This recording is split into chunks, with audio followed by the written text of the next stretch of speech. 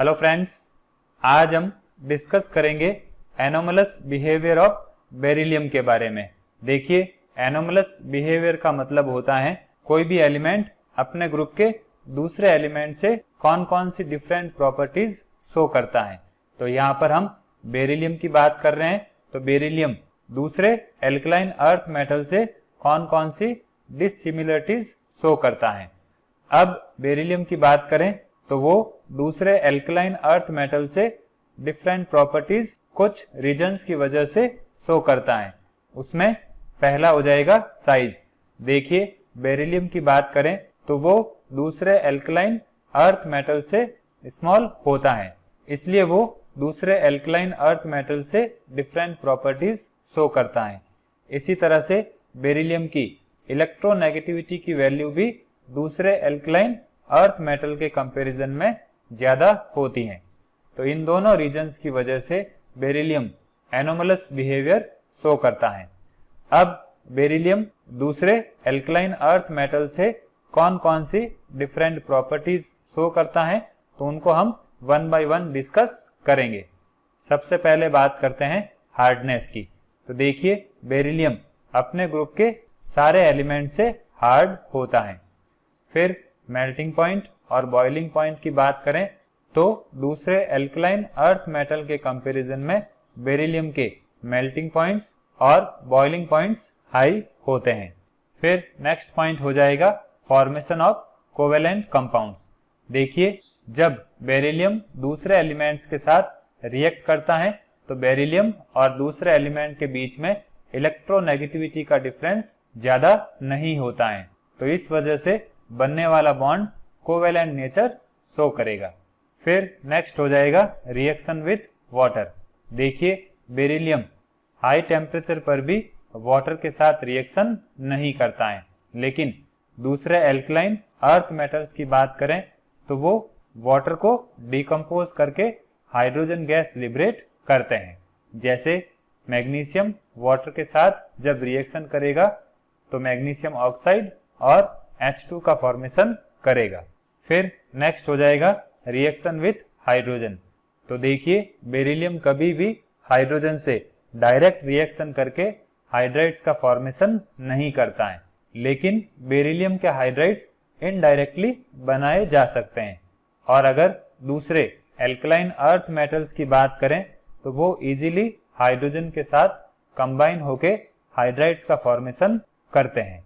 अब बेरिलियम और मैग्नीशियम के हाइड्राइड्स कोवेलेंट नेचर के होते हैं और दूसरे मेटल्स के जो हाइड्राइड्स हैं वो आयनिक नेचर के होते हैं। फिर नेक्स्ट पॉइंट हो जाएगा रिएक्शन विथ एल्कली। तो देखिए, बेरिलियम जब एल्कलीज के साथ रिएक्शन करता है तो वहां से हाइड्रोजन गैस लिबरेट होती है और दूसरे एल्कलाइन अर्थ मेटल्स एल्कलीज के साथ रिएक्शन नहीं करते हैं। देखिए, बेरिलियम जब सोडियम हाइड्रोक्साइड के साथ रिएक्शन करता है तो सोडियम बेरिलेट और हाइड्रोजन गैस का फॉर्मेशन होता है। नेक्स्ट पॉइंट हो जाएगा behaviour of oxides and hydroxides. देखिए, बेरिलियम के जो ऑक्साइड्स और हाइड्रोक्साइड्स होते हैं वो एम्फोटेरिक नेचर शो करते हैं। मींस ये एसिड और एल्कलीज में डिसॉल्व होके सॉल्ट का फॉर्मेशन करते हैं। जैसे बेरिलियम का ऑक्साइड जब H2SO4 के साथ रिएक्ट करता है तो बेरिलियम सल्फेट का फॉर्मेशन करता है। अब दूसरे एल्कलाइन अर्थ मेटल्स के जो ऑक्साइड्स और हाइड्रोक्साइड्स होते हैं वो बेसिक नेचर शो करते हैं।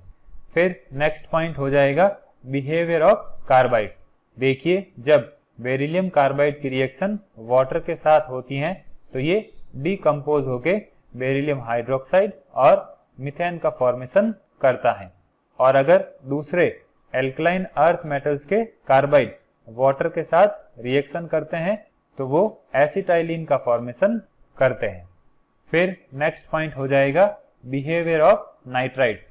तो देखिए, बेरिलियम के नाइट्राइड्स वॉलेटाइल नेचर के होते हैं और दूसरे एल्कलाइन अर्थ मेटल्स के नाइट्राइड्स नॉन वॉलेटाइल नेचर के होते हैं। फिर नेक्स्ट पॉइंट हो जाएगा number of molecule of water of crystallisation. Means जब बेरिलियम प्लस 2 का हाइड्रेशन होता है तो उसके साथ कितने वाटर मॉलिक्यूल क्रिस्टलाइन फॉर्म में अटैच होते हैं। अब देखिए, अगर बेरिलियम प्लस 2 आयन की बात करें तो इसके साथ 4 से ज्यादा वाटर मॉलिक्यूल क्रिस्टलाइन फॉर्म में अटैच नहीं होते हैं। और दूसरे एल्कलाइन अर्थ मेटल्स की बात करें तो उनमें 4 से ज्यादा वाटर मॉलिक्यूल क्रिस्टलाइन फॉर्म में अटैच हो सकते हैं। अब इसका रीजन क्या होगा, तो देखिए, बेरिलियम प्लस 2 आयन की बात करें तो उसके पास आउटर मोस्ट सेल में सिर्फ 4 ऑर्बिटल्स अवेलेबल होते हैं और ये 4 ऑर्बिटल्स H2O मॉलिक्यूल के ऑक्सीजन एटम से इलेक्ट्रॉन पेयर एक्सेप्ट करते हैं। और अगर दूसरे एल्कलाइन अर्थ मेटल्स जैसे मैग्नीशियम की बात करें तो वो अपने कोऑर्डिनेशन नंबर को 6 तक इंक्रीज कर सकता है, क्योंकि उसके पास आउटर मोस्ट सेल में 3d ऑर्बिटल्स भी प्रेजेंट होते हैं। अब देखिए, ये हो जाएगा बेरिलियम का वैलेंस शेल। इसमें 2s में 2 इलेक्ट्रॉन्स प्रेजेंट हैं और 2p वैकेंट है। अब बेरिलियम प्लस 2 आयन के केस में 2s के इलेक्ट्रॉन्स यहाँ से रिमूव हो जाएंगे, तो बेरिलियम प्लस 2 आयन के पास 4 वैकेंट ऑर्बिटल्स होंगे। अब यहाँ पर 4 वाटर मॉलिक्यूल अपने ऑक्सीजन एटम के थ्रू इस बेरिलियम प्लस 2 आयन के साथ अटैच हो जाते हैं। अब यहाँ पर वाटर मॉलिक्यूल का जो ऑक्सीजन है वो इस वैकेंट ऑर्बिटल में इलेक्ट्रॉन पेयर डोनेट करता है।